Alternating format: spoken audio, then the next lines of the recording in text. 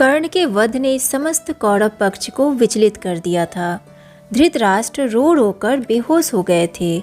शल्य अपना अपराध मानते हुए दुर्योधन से आंख नहीं मिला पा रहे थे। सेना हताश हो चुकी थी और पुनः युद्ध भूमि में जाने को तैयार ना थी।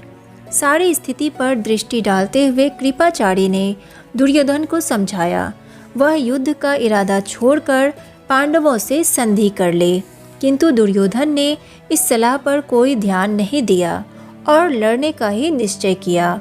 सेना को फिर से तैयार किया गया और अश्वत्थामा के परामर्श से शल्य को नेतृत्व सौंप दिया गया। दोनों सेनाएं आमने सामने आ डटी। श्री कृष्ण ने युधिष्ठिर को शल्य का वध करने का काम सौंपा। घनघोर संग्राम होने लगा।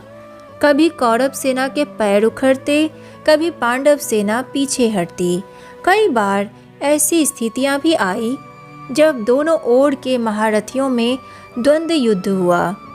भीमसेन और शल्य का गदा युद्ध बहुत ही लोभहर्षक था। उस युद्ध में दुर्योधन ने चेकितान को, युधिष्ठिर ने चंद्रसेन और धूम्रसेन को मार डाला। युधिष्ठिर और माद्री के पुत्रों ने शल्य पर एक साथ प्रहार किए, जिसका उत्तर शल्य ने बड़ी वीरता के साथ दिया। अर्जुन और अश्वत्थामा में भीषण लड़ाई हुई, जिसमें पांचाल वीर सूरथ मारा गया। अभी तक युद्ध में मुख्य लक्ष्य शल्य ही था। उस पर सम्मिलित प्रहार हो रहे थे। भीम ने शल्य के घोड़े और सारथी को मार डाला। युधिष्ठिर शल्य के वध का उपाय सोचने लगे। उन्होंने अपने भयानक आक्रमणों से शल्य को बुरी तरह घायल कर दिया। कृपाचार्य उसकी रक्षा के लिए आए तो उन्हें भी मुंह की खानी पड़ी। कई बार शल्य ने भी युधिष्ठिर को परास्त किया।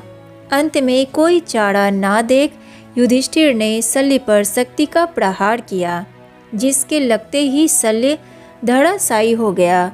फिर तो युधिष्ठिर ने शल्य के भाई को भी मार डाला और कृपाचार्य को पीछे धकेल दिया। कौरव सेना के पैर उखड़ गए।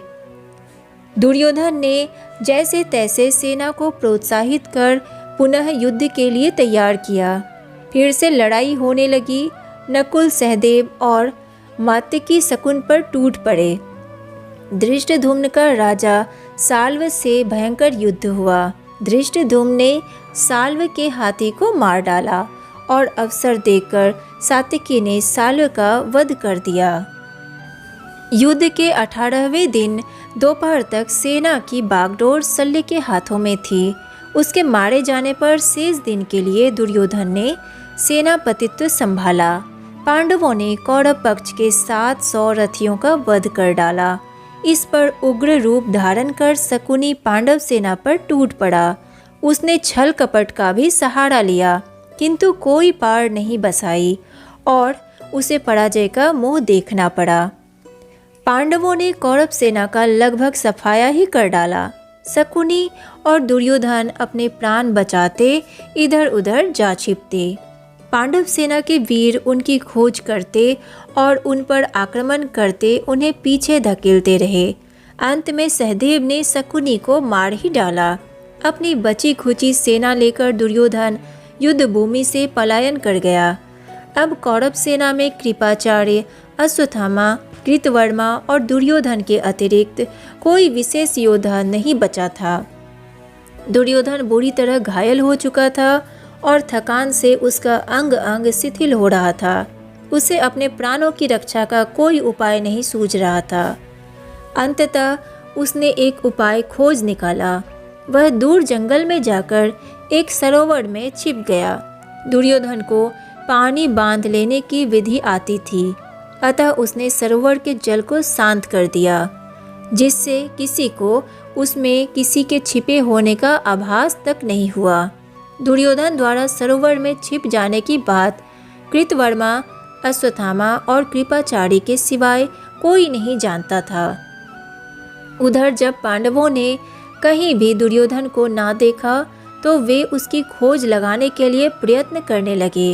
उन्होंने इधर उधर अपने दूत भेज दिए तथा स्वयं शिविर में विश्राम करने लगे।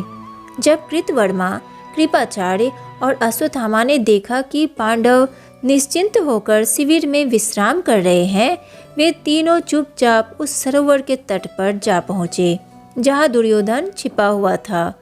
उन्होंने दुर्योधन से कहा, राजन उठो और हमारे साथ चलकर युधिष्ठिर से युद्ध करो, विजयी होकर पृथ्वी राज्य भोगो अथवा मारे जाकर स्वर्गलोक प्राप्त करो। दुर्योधन ने कहा, आप लोग भी थके हुए हैं और मैं भी, अतः विश्राम करना जरूरी है। आज एक रात विश्राम करके कल सवेरे रणभूमि में आप लोगों के साथ रहकर मैं शत्रुओं के साथ युद्ध करूंगा। इस बात में तनिक भी संदेह नहीं है। इन लोगों के बीच इस प्रकार का वार्तालाप हो ही रहा था कि कुछ शिकारी पानी पीने की इच्छा से उस सरोवर के निकट पहुंचे। उन्होंने चुपचाप एक ओर खड़े होकर इनकी बातें सुन ली। इन शिकारियों ने बहुत से धन के लालच में युधिष्ठिर से जाकर बता दिया कि दुर्योधन प्राणों के भय से तालाब में छिपा हुआ है। दुर्योधन का पता मालूम होते ही युधिष्ठिर प्रसन्नता से खिल उठे और श्री कृष्ण को आगे कर भाइयों सहित दुर्योधन से मिलने चल पड़े।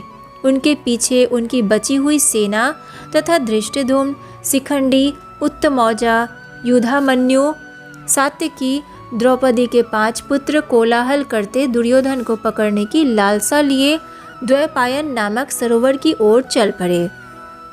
जिस समय वे लोग सरोवर के निकट पहुँचे, दुर्योधन हाथ में गदा लिए हुए सरोवर के शांत जल में सोया हुआ था। जब कृतवर्मा, कृपाचार्य और अश्वत्थामा ने पांडवों का कोलाहल सुना तो वे तीनों वहां से चुपचाप खिसक गए और पास में ही बरगद के पेड़ के नीचे जा बैठे। सरोवर के तट पर खड़े होकर श्री कृष्ण का संकेत पाकर युधिष्ठिर ने अट्टहास करते हुए दुर्योधन से कहा, प्रजानाथ सुयोधन, तुमने किस लिए पानी में यह अनुष्ठान आरंभ किया है? संपूर्ण क्षत्रियों तथा अपने कुल का संहार कराकर आज अपनी जान बचाने की इच्छा से तुम तालाब में छिपे बैठे हो। उठो और हम लोगों के साथ युद्ध करो। तुम्हारा पहले जैसा दर्प और अभिमान कहाँ चला गया, जो जल को स्तंभित कर चुपचाप छिपे बैठे हो? युद्ध से पीठ दिखाकर भागना कायरों का कर्म है। युधिष्ठिर की इसी तरह की और भी जली कटी बातें सुनकर दुर्योधन मौन नहीं रह सका।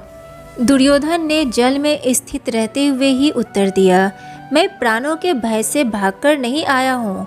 मेरे पास ना तो रथ है न धनुष्वान। मेरी सेना नष्ट हो चुकी है और मेरे अंग रक्षक भी मारे जा चुके हैं। मैं अकेला ही रह गया हूँ और थक गया हूँ। विश्राम की इच्छा से यहाँ चला आया हूँ। युधिष्ठिर ने कहा, वीर दुर्योधन, उठो और हमसे युद्ध कर हमें परास्त कर राज्य सुख भोगो। दुर्योधन बोला, सब लोगों के मारे जाने पर इस पृथ्वी के उपभोग की कोई लालसा नहीं रह गई है। अब यह सूनी पृथ्वी तुम्हारी ही रही। युधिष्ठिर ने कहा, राजन, इस भूमि को ना तो मैं दान की तरह तुमसे लूँगा और ना ही अधर्म पूर्वक। मैं युद्ध करके तुम्हें पराजित करके ही इसे जीत लूँगा। उठो और युद्ध करो। उसके बाद सभी पांडवों ने दुर्योधन को भांति भांति से उकसाया और कहा कि पहले तो तुम सुई की नोक के बराबर भी भूमि देने को तैयार नहीं थे, अब प्राणों के भय से सारी भूमि और राज्य छोड़ने को तैयार हो। पांडवों की जली कटी बातें सुनकर दुर्योधन क्रोध से जल उठा और आपे से बाहर होता हुआ सरोवर से भी बाहर आ गया। तो आज के लिए बस इतना ही। इससे आगे की कहानी मैं आपको नेक्स्ट वीडियो में सुनाऊंगी। अगर वीडियो अच्छी लगी हो तो वीडियो को लाइक कीजिए, सनातन रहस्य को सब्सक्राइब कीजिए और ज़्यादा से ज़्यादा शेयर कीजिए। राधे राधे।